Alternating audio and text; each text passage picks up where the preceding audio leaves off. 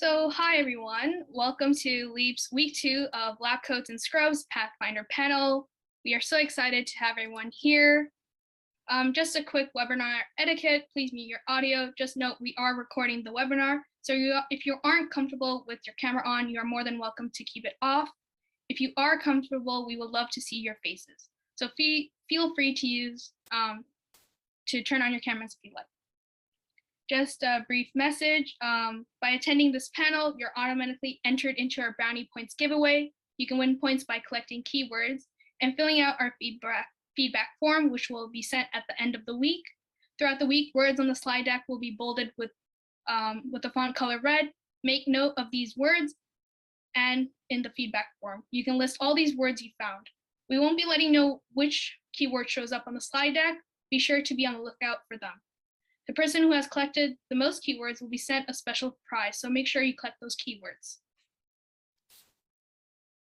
So our agenda for today is an overview of LEAP and Pathfinder, an introduction to the health science industry, a keynote speaker from Austrac, and a university panel. So an overview of LEAP. LEAP is a Canadian registered nonprofit. We just started in 2020. And we help bridge the gap between high school and post-secondary education while helping you leap into the future. You can check us out at www.leapcanada.org for more information and events. So for Pathfinder, it's designed to give students an opportunity to explore and immerse themselves in disciplines that go beyond what is taught in educational institutions. It spans over 4 weeks in August with panels, workshops, and live presentations from business, health sciences, design and media, and engineering, and up to $5,000 in cash prizes and an internship interview at stake. An introduction to the health science industry. So for industry 1, we have medicine. Medicine is a science and practice for caring for a patient, managing the diagnosis, prognosis, prevention, treatment of their injury or disease, and promoting their health. So an example of post-secondary programs is medical education at Queen's. Industry 2, dentistry. Dentistry, also known as dental medicine and oral medicine, is a branch of medicine that consists of the study, diagnosis, prevention, and treatment of diseases, disorders, and conditions of the oral cavity. Example of post-secondary programs are Doctor of Dental Surgery at Western, Dentistry at the University, and DMD program. So in industry 3 that I don't think is heard of much is physician assistants, PA, are highly skilled healthcare professionals educated in the medical model who practice medicine. So example of these programs, one is at Queen's, there's PA Consortium, and one is a Canadian Forces military PA training. I believe you have to be in the military to do that program, but it's a cool, interesting program. So in industry 4, we have kinesiology. Kinesiologists study the biomedical processes of the body, exploring how managing these processes can contribute to human health. They then prescribe exercise-related practices as medicine for their clients. An example of post-secondary programs, School of Kinesiology Western, Kinesiology and Health Science at York University. So often these careers can lead to athletic therapists that often work with athletes and stuff. So industry 5, since we are in a global pandemic, I feel like everyone kind of knows what public health is at this point. Public health has been designed as the science and art of preventing diseases, prolonging life and improving quality of life through organized efforts and informed choices of society, organizations, communities, and individuals. So mask wearing, no social gathering, to protect our society and individuals themselves.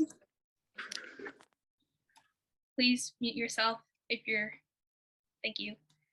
Example of post-secondary programs are public health at Ryerson University and public health at Queen's University. So our week 2 could not have been possible without Austrac, and we would like to introduce our keynote speaker, Sarah O'Shea, who is a territory manager at Austrac. She works also with the outreach team at Austrac, and she found her dream career in international education. So I want to stop sharing my screen.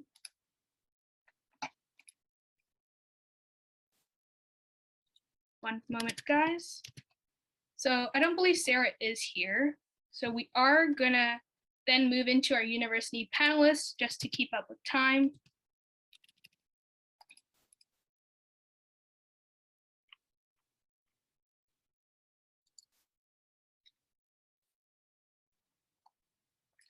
So for our university panel, we have Liba, who is a McMaster University student who's studying life science. She's the host of McMaster President, Literature Review Assistant at Grand River Hospital, Child Life Volunteer at the Sick Kids Hospital, and Creative Director at Sick Kids McMaster. Then we have Mirav, who's also a McMaster student in Health Sciences. She's a McMaster Students in Support of UNHCR founder and president, researcher at McMaster Department of Orthopedic Surgery, researcher and data analyst for the COVID-19 Muslim Task Force, and COVID-19 vaccination clinic volunteer.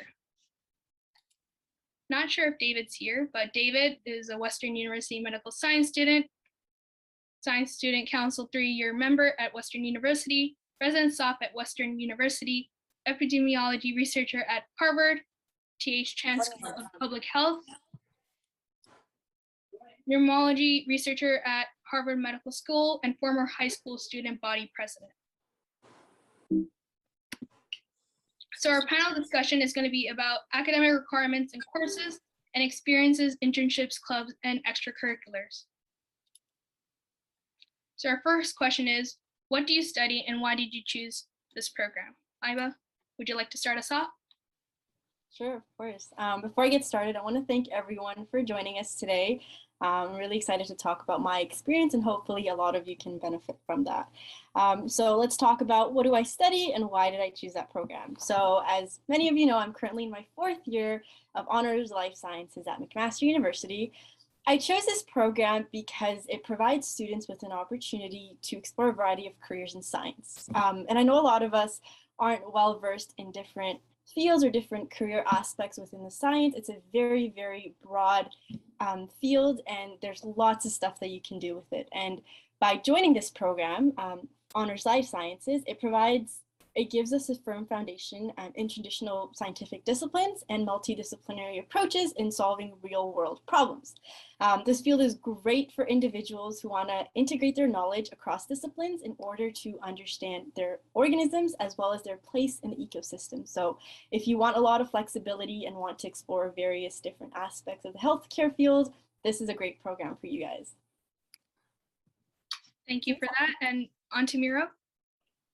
Hi guys, like Liba said, so nice to meet you guys, and I'm so excited you all could come.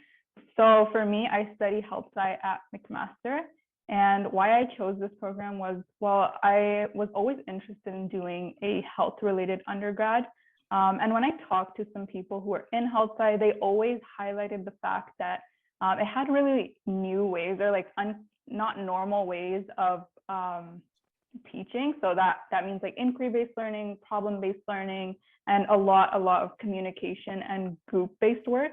So I thought that was really interesting because if you think about healthcare and the way health sci teaches it, the content is very holistic human healthcare. So it's not just biomedical, but it's more the social aspect, ethical aspect. And then apart from the content, they translate this kind of holistic view on healthcare to also the way they teach it, like the different courses I told you guys about.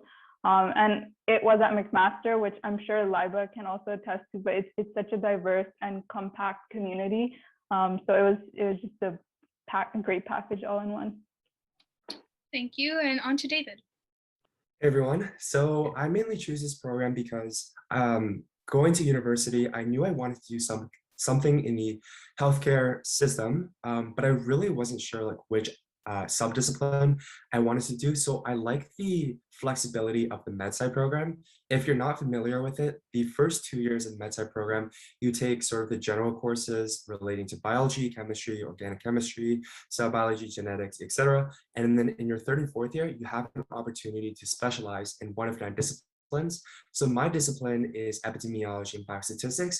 We basically take a bird's eye view of healthcare, look at what different health disparities there are, look at the different risk factors for disease, etc. But other people, a lot of my friends have been doing microbiology and immunology, physiology, pharmacology, and there's a lot of options that you can sort of specialize in starting from your third year. And I really like that aspect because going into university, we might not have the best idea of what exactly we want to do. So after having those first 2 years of sort of like general studies and maybe doing a couple of research internships, you can really have a better understanding of like what you want to specialize in.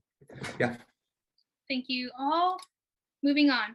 What does the student experience look like applying to your program? So we're going to start off with Liba. Yeah, for sure. So you enter the program usually as a general life sciences student, sorry, which has a target enrollment of about 1,000 students. So you can seem to get a little bit lost with a big class. However, when you enter level 2, you're required to choose a specialty depending on what field you're interested in, whether that be psychology, biochem, chemistry, and so many more options that you have. So this program is really great, like I already talked about, for people who want to have that flexibility. The Gateway program offers many options, like I already talked about, such as, bio, actuarial and financial mathematics, environmental science, astrophysics, and so much more. So you don't necessarily have to be in one narrowed career per se, but you can definitely have that flexibility to take courses from different faculties or different you could say courses or different different years, sorry. Yeah. But yeah, that's essentially what it looks like. Thank you. Mira. Okay, so a lot of you might know this, but the health sci application process is pretty daunting for two main reasons. One is just the amount of people that apply, and second, as I'm going to talk about the SUP app, which is there's not really much guidelines around it. So essentially, your application will consist of your GPA or average, which should be above 90 for the 6 main university courses, which I think include the sciences and English. So yeah, if you have a 90 above, you're good to apply. And then the SUP app is basically 3 short essay-like questions. They have a really strict character count. I think it comes up to about 250 words each. Although it is a pretty daunting process, and from like 5,000 to 7,000 people, they choose 200 or 250 something. And you might, when you're doing the SUP app question, you're like, okay, I really don't know what to say for this because I didn't have any guidance. But I feel like that's the great thing about it, because they're not really looking for a right or wrong answer. It's really fluid in terms of how you can shape your answer in your way. So, but yeah, those are the 2 components. Definitely possible. Thank you. On to David. So what I love about the MedSci application is you literally don't have to do anything. So it's just based on your GPA. So if you have around like a 90 to a 92% GPA, I think you'll be pretty competitive to get in. Most people have that average and above going into the program. It is a little different though, because in your 3rd and 4th year, like I was sort of talking about before, you can actually specialize in various subdisciplines, and those are also competitive. So for example, if I want to do physiology, I have to maintain a certain GPA in my first 2 years of university. It's around like a 91. It's like fit for physiology, which is the most competitive, but some other programs, some other subdisciplines are a little less competitive, and those only require you to maintain like a 75 or an 80 average. So yeah, after that, like you also have to compete with the other people in your program to get into your subdiscipline of choice. And another thing that you can sort of like collage onto your MedSci degree is you can also do a dual degree in business, so honors business administration, the HBA program at the Richard Ivey School of Business. You can do a dual degree, which is essentially a 5-year degree where you get both your HBA and your MedSci degree at the end of it. So that's 2 years in MedSci and then 1 year of business, and then your last 2 years are sort of a mix between MedSci and business. Yeah. That seems really cool. Moving on.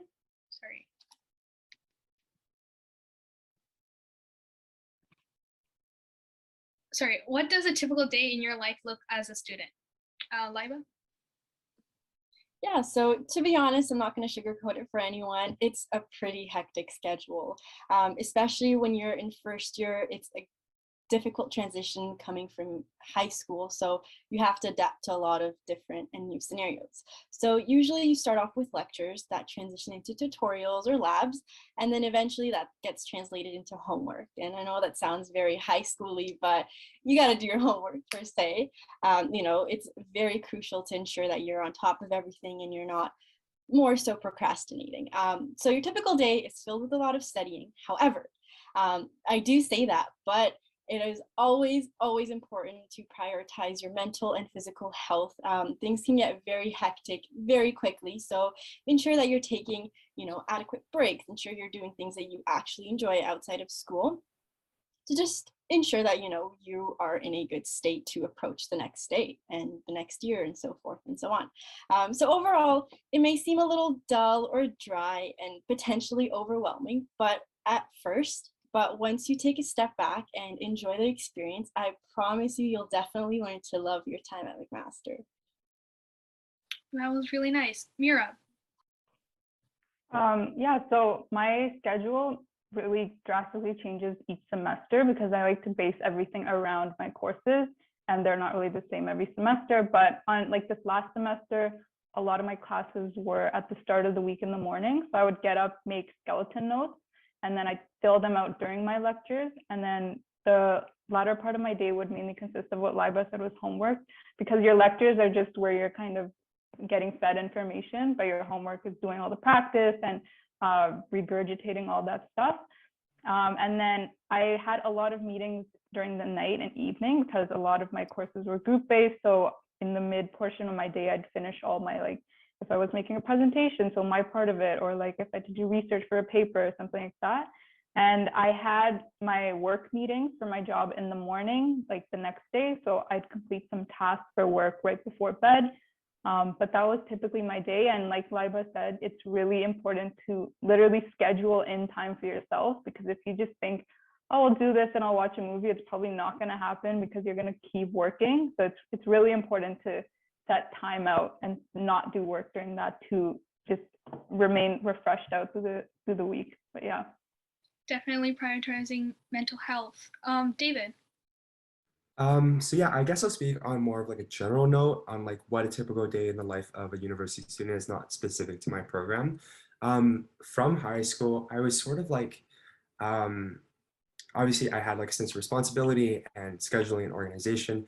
But if you miss a class, like your teacher is going to be like, why didn't you come to my class? Or if you didn't get an assignment done, they'll be like, okay, well, we can extend your deadline, or we'll work with you to figure something out. In university, there's a lot more pressure on you to become more personally responsible for doing your assignments, doing your readings and stuff.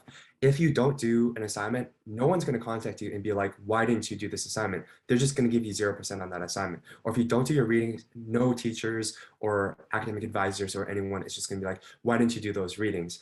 Like, you have to be personally responsible for your own education. So it really does depend on like how much you prioritize like your GPA or prioritize extracurriculars, sort of what you want to get out of this experience. And also, as Marie said, it does depend on your semesters, and it also depends on which period of your semester you're in. So in high school, I actually didn't have any midterms. I only had finals. So in my first semester at university, it was kind of like a culture shock, I guess, in a way, because I didn't really know what it was like to study for midterms while balancing like a full-time course load. So yeah, typically in my school, the midterms are in late October or November. So those are pretty busy. And then December are when exams are. So those two periods tend to be pretty busy. And then September and October are generally pretty, a lot lighter, where you can focus more on extracurriculars, you can hang out with friends and stuff. So it really is sort of like a balancing act between your academics and your extracurricular life, your hobbies. Yeah. Yeah, I didn't have midterms in high school, so it was also a culture shock too. So moving on to experiences, what are some extracurriculars you took part in that helped you land your current role? Liba? Yeah, so during my early university career, I was involved in many health societies on campus, and my most prominent one, and that a lot of you know about, is Jose McMaster. However, alongside this, I was also a child life volunteer at the Sick Kids Hospital, which was an incredible experience, and I wish I could go back to that. And these experiences, in addition to other ones, allowed me to build a strong resume, number one, and number two, expanded my knowledge in the healthcare field, which will help me mold my portfolio for postgrad studies, med school, and such. And in addition to that, it also helped me obtain my position as my literature review assistant at Grand River Hospital. So it's always great to ensure that you're a part of, different clubs and, kind of build your resume at an earlier stage per se. Definitely building up your resume. You're up. Yeah, so in high school, I didn't have that many extracurriculars. I did some jobs and like healthcare related volunteering, but when I got into university, there was just a storm of opportunities, and I didn't really know what I was capable of or what I even liked. So in my position, what I did was just like try a lot of things. So when you like throw your net out there, you'll see what suits you. So I did a lot of small things like volunteering at a local after school program, tutoring kids, and then I did a lot of clubs. I landed one research position, but it was like mainly just writing lay summaries from papers and posting it on their website. There's a lot of small things. And then come second year, because I had this new experience to work with, I could tailor my new experiences more towards things I really wanted to do. So I realized I hate event planning, like not doing that again. And then once I got that step in the research position, then I applied to more positions, and I really narrowed my focus on what type of research I want to do, where I want to do it, and that's how I landed my current position. Thank you. And on to David. So I guess my most prominent internship is I just wrapped up a neuroimmunology research internship at Harvard Medical School. And I've been doing research for about 5 years. So I started this summer after grade 11. And a lot of my friends were like, that's pretty early. Like, you're not going to be able to contribute very much to the actual project. And they were completely right. Like, I wasn't able to do very much, but I got, a reference letter out of that. I got some initial exposure to the field, some basic instrumentation skills, like how to pipette, how to do dilutions and serodilutions, how to make certain mixtures, how to do immunofluorescent imaging, stuff like that. I was able to shadow my PhD students at my first lab. And I had that experience going in when I was applying to other labs in the future. So I would recommend, if you want to get into the research world, I would recommend like starting as early as possible. A lot of people start the summer after first year of university, but even if you wanted to start like during your first year of university, like starting from September, October, stuff like that, and just do like a part-time position or volunteer position, anything helps. And when you're applying to research, they love to see that you have prior research experience. Like if you have a bunch of extracurriculars, like student council, volunteering, stuff like that, that helps, but it's not particularly crucial in attaining and applying for a new research position. So I would just recommend sort of branching out as early as possible, gaining that experience, and don't be sort of intimidated by the fact that they're doing really complex things and you're not able to help very much, because gradually through more and more internships, you'll gain that experience and you'll gain that confidence in yourself and you'll build that experience. But you have to start somewhere, and the earlier you start, the better. Thank you. On to our next question. What are some useful skills you learned that helped you be successful at your current position? Liba?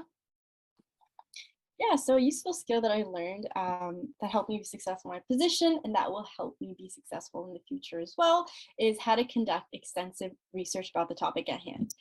So what do I mean by that per se? And when I say that, I mean analyzing a data set in order to gather and summarize previous works of literature.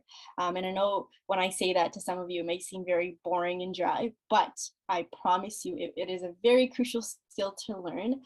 It will help you learn how to draft and organize a research paper that will not only enhance your writing skills, number one, but in the School of Interdisciplinary Life Sciences, there are a few courses that you take that require a research aspect per se. So, it will give you an upper hand per se when you're taking these courses that have a research aspect, because you already have previous knowledge or background in regards to that. So, we're constantly living in a world where, research is looking to advance itself, and no better way to do that is to be involved in it yourself. So that's a very, very crucial skill that I wish I knew earlier, per se.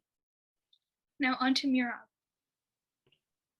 Yeah, so any research position, like David and I've already mentioned, the biggest thing is knowing those basic skills, which are pretty consistent throughout each position, which is literature review, or being able to extract data, being able to have really good writing skills and all these things. But I also think that what I've seen from my experience is, like David said, you have to start somewhere. So they will give you the training for whatever you have to do in each position. I think above all, the biggest thing is that each research project and each research position, you'll see that there's such a wide spectrum of things that you can do that it's not necessary when you get a research position throughout your whole time in that internship or in that job, you're going to be doing one task. And it's really important to be able to adapt to new skills and new positions, because you will get training, but other than that, you have to be willing to take that in and grow from that. But yeah. Thank you. On to David. So I guess I have two main skills that I want to talk about. The first that I'm still very much working on is learning how to code. I was so surprised at how much coding is necessary in research. Like it's not essential in the sense that if you don't know how to code, you can't do research. But certainly almost every research lab that I've been a part of, there is some coding aspect to it. For example, this summer when I was doing immunofluorescent microscopy, we had to look at tissue slices that were stained with certain fluorescent probes, and in order for us to do that, we had to use some microscopes, and those are all coded using Jupyter, using different statistical languages. So having a strong coding background and a strong statistical background is very important. Say you're studying COVID-19 and you're studying how COVID-19 rates vary across different communities and populations. Well, not all of these communities are going to be the same. Some might have existing health a higher prevalence of existing health comorbidities, stuff like that. So you have to do things like you have to adjust for confounding variables. You have to adjust for a lot of different variables to ensure that your comparisons are accurate and valid. So there's a lot of statistics and coding that gets involved. And I think that building a general background in R and Python is very useful, especially if you're interested in more of the data analysis side of research, which inevitably every research project will sort of funnel into. And the other aspect is sort of more fluid. I would say if you can develop a passion for English and writing, I think that's very important for research, because ultimately, whether you're working on a review paper, whether you're working on a primary paper, all you're doing is taking scientific data, taking scientific evidence, and weaving it together into a story. How does, for example, these molecules and these the concentration of these molecules in this tissue versus this tissue, etc. What does that actually tell us? What sort of conclusions can we derive from this? And what is this going to be used for? Can it be used for designing novel drug treatments in the future? Can it be used for therapeutics, etc.? So developing an understanding of English and how to write a cohesive story is very important. And you can build these skills like just through hobbies. You could like read a book every month or something, read something related to healthcare, practice reading healthcare, or practice reading research papers, etc. Yeah. Thank you. On to our last question. Any tips or tricks for students looking to get more involved in your field? Liba. Yeah, so I know David, Merab, and I already emphasized on this, but always ensure that you start earlier than later. I cannot stress this enough. It's crucial that you expand your experience, whether that be through volunteer, a job, even research, anything that you can put on your resume, number one, and number two, that can give you hands-on experience. And I say this because it's a great way to ensure that you're, number one, contributing to your society, as well as have a variety of skills to strengthen your portfolio. And not only that, but at the end of the day, that's going to help you in your post-grad studies, med school, dental school, pharmacy school, whatever you choose to go in terms of your career. It's a great way to start earlier. That way you're not merely stressed, or you're not pressured to do everything in your last year, your last 2 years, because things can catch up to you, whether that's life, family, school, jobs, whatever it may be, right? So there are many outlets through which you can exercise which you can get involved. And I strongly recommend everyone to exercise these options to ensure that you're prepared for your studies. And just to kind of end it off, I will enter my LinkedIn in this chat. So if you ever want to shoot me a message, we can definitely brainstorm of how you can get involved and how to approach professors for research or just any types of, experience that you may want to get. So thank you so much, guys. Thank you. And Mira. Yeah, so I'm just going to piggyback off what Liba said, but I think the biggest thing is getting started as soon as you feel like, yeah, this is something I'm interested in. Because usually if somebody says yes to you, that means you're going to get the position a couple months later. You're going to start working there a couple months later. So it's good to look in advance. But for the actual getting your foot into the door of research you'll hear many things like approach a professor, email, look for opportunities. But I think emailing is the best option, specifically cold emailing if you don't already know someone who's doing research and you can go up to them, which is, I feel like a lot of people don't know those people.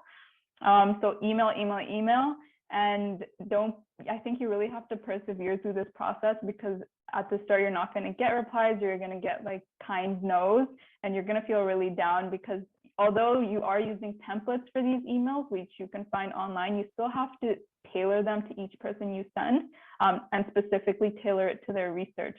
And I know I sent a bunch of emails before I finally got one response back. And that should be a comforting thing for you guys, because at the end of the day, if you're sending like a plethora of emails, all you're really looking for is one yes. And after you get that one yes, your foot is in the door. And I promise you, after that, getting more research opportunities and doing what you're really interested in gets a whole lot easier. And it's definitely possible. So don't feel like you don't belong in this field. Thank you. On to David. Yeah, I think those are both like really great answers. So I've been talking a lot about research for the past couple answers, and I'm sort of going to pivot in a new direction. I want to talk about more like the medicine and healthcare side of things. Like sort of my plan from high school was that I'm going to get some research experience early on. And then when it comes to university, I'll get my clinical experience there, because at Western University, there's actually a university hospital, like literally on campus. So I thought, there's tons of opportunities to get clinical placements. And then there's this little virus called COVID that sort of screwed everything up and completely derailed all my plans. So I would say it's actually quite difficult to get a clinical position, because think about it, like everyone wants a clinical position and there's not a lot of hospital positions. For research, you could do online research or like virtual research. You could do database research. There's a lot of things that you can do in research that doesn't involve you like going there in person, but sort of if you want to do clinical placements and you want to do clinical like volunteering or shadowing or whatever it is, you can't really do that online. You sort of have to be there in person. So I would say it's more competitive than research in a different way. And if I would have any advice to like my first year self, or like just going into university, I would say get clinical experience as early on as possible if you're interested in healthcare or medicine, because like as Marie said, you have to email like a lot of professors before you get your first acceptance. But inevitably, if you email like 200 professors, you're gonna get an offer. So it's sort of like you can sort of view like getting a research position as like a high probability chance of happening, but getting a clinical position, if you don't sort of like break into the clinical rotation field early on, it's really difficult to get that position. And right now, I'm hoping to do like a volunteer position at my hospital next year. But what they do is, because of COVID and everything, they're limiting positions to people who have already been volunteering at the hospital in their first year or in the past. So it's a lot more difficult for me as a new applicant to engage in clinical rotations at the hospital, because there's so many people who have already done rotations there and are essentially given first priority. So I would say if you're interested in healthcare medicine, focus on getting clinical experience. They want to see that you know what it's like to be a doctor, because doctors have insanely busy lifestyles. Like in your residency, like you have to work like 100 hours a week. And a lot of people in their med school apps might be like, oh, I'm really interested in helping patients or empathy and compassion or whatever it is. But a lot of medicine is like resilience and persistence and having personal responsibility and able to juggle multiple different things. So they want to see that you know what it actually takes to become a great physician. And a lot of that is not through research, but it's actually through clinical rotations. So focus on clinical first is my advice. And then the research positions, you can worry about that as a second priority. Thank you. And we will be moving into our question and answer period. So if you have any questions for our three panelists, oh, we already have a question. What majors are better for going into medical school? Does anyone want to take this? I can try. So I don't think there is an answer to this. It's really and it doesn't even have to be a healthcare related undergrad program. It can honestly be any program, because medical schools don't care about what you did in terms of your undergrad, more that you have an undergrad that you completed. But I guess the pro of going into like a healthcare related program like one of us is that you get the courses that you need to study for your MCAT, or you get experience and connections related to healthcare within your courses. But like honestly speaking, it doesn't matter if it's med sci, life sci, or health sci. All of these are great programs to get into medical school. And at the end of the day, the only thing that matters is how you do in that program and what experiences you go out of your way to find. So it's not about the program at all. It's about the applicant and what they're willing to do with what's available with them. So another question is, thank you for Murab. What is the difference between health science, life science, and medical science at specific universities? What are some tips for choosing which one to choose? Does anyone want to take on that question? Well, I can talk a little bit about life sciences, considering I'm already in the program. So I'm not sure how health sciences works. Maybe Murab can talk more about that. But with life sciences, you have a lot more flexibility, like I already talked about. A lot of the courses that you do take are hands-on lab courses that are required for your undergraduate requirements. So in terms of that, you have a lot more flexibility, and you can choose what type of career you're interested in going. Like I already talked about, there's P&B, biochemistry, actuarial mathematics, astrophysics, and a lot more.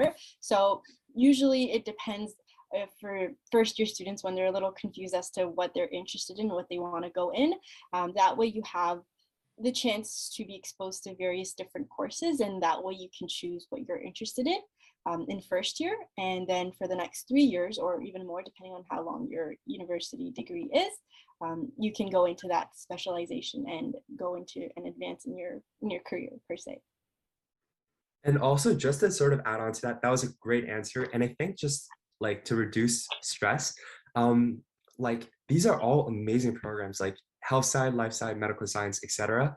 So it like you'll gain so much from each and every one of these programs that it's not like, oh, what if I choose the wrong program? Like all of these are good options, so you're not going to choose the wrong program. And also, like a lot of what you learn in university is not like within your actual classroom. Like I love my classes, but I learned so much from like the people who I've met there, my friend group that have like-minded people who are interested in different things, whether it's, Science Student Council or fundraising for surgeries around the world, different clubs, stuff like that. So it's not particularly like how the program itself is structured, but what you can do to make the most out of your university experience. So the onus is not really on like, oh, is this program like perfectly crafted for me? It's like, okay, now I'm on the offensive and I'm proactively looking for ways to make the most out of this program. So I know that doesn't really help you choose or distinguish between any of these programs, but hopefully that sort of reduce a little bit of stress and worrying about like, oh, what if I choose the wrong program or not? Because you're not going to choose the wrong program. It's going to be an amazing experience no matter which program you choose. Yeah, I can. Oh, sorry. You can talk about science. Okay, I was just going to say that I completely agree with everything David said. There literally is no wrong program, especially within these three programs. But if you guys were wondering a little bit more about health sci, like I mentioned before, it is a lot of group work, which some people like and don't like. But like David said, you kind of have to adapt to each what's thrown at you. And I personally in high school didn't like group work, but in university I'm more used to it and I don't mind it anymore. And also, I didn't mention this before, but there is a degree of specialization in health sci, not as many options as med sci or life sci. But if you are looking to look at things that you haven't tried before, health sci does have a lot of extracurricular space. So a lot of people who graduate, although most do go to med school, a lot go to law, some go to business. So it's not just your rigid pre-med program. Thank you. I'm going to make this the last question just because I want to be mindful of time.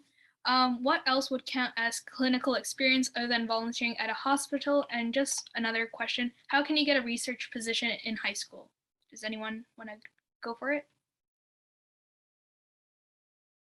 So in terms of getting a research position in high school, I think all three of us kind of emphasized on this is reaching out earlier. So you can definitely go on potentially maybe hospital websites like Sick Kids St. Michael's, Princess Margaret, a bunch of them. And what I've noticed is that a lot of them have scientists or doctors portfolios and their emails on it. And you could literally just send cold emails introducing yourself, a little bit about your background, what you can bring to the table. That's what a lot of people lack, is kind of showing them why should they hire you as a research student. So literally just sending a lot of cold emails, and you may get a few rejections or most rejections, and that's okay. You just got to persevere and keep going through. But at the end of the day, at least you're doing something about it, right? You're taking that stance, and you're willing to, expose yourself and, reach out to doctors, scientists, whoever you may want to research with. And at the end of the day, you will get a position somewhere. So just cold emailing is a great way to start. And once you get into university, you can build more relationships with your TAs, professors, researchers, anything like that. So I think it's a great way to start that way.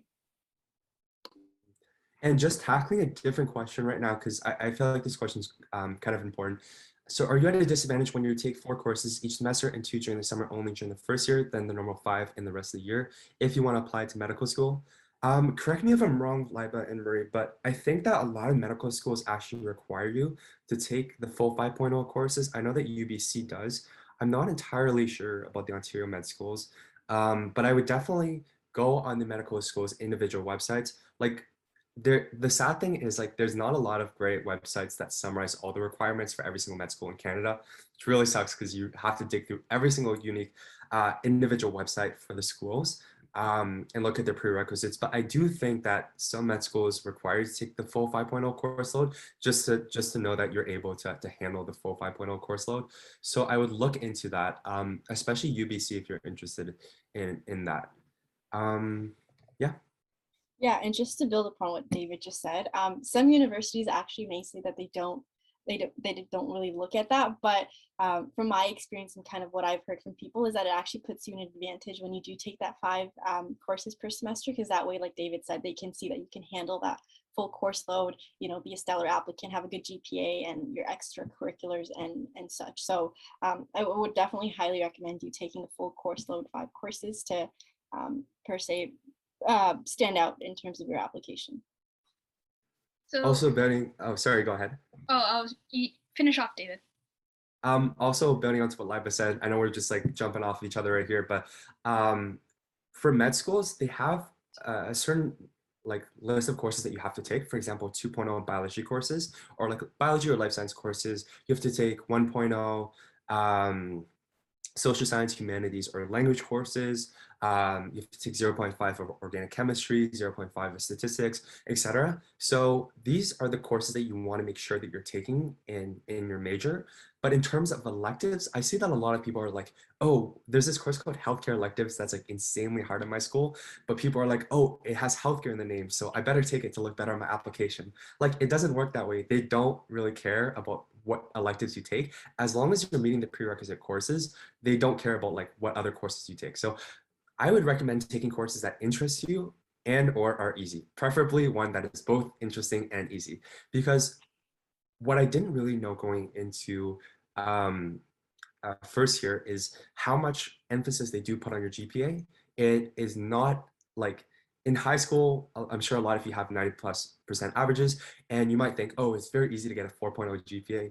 It's not very easy to get a 4.0 GPA. It's much harder than you would expect.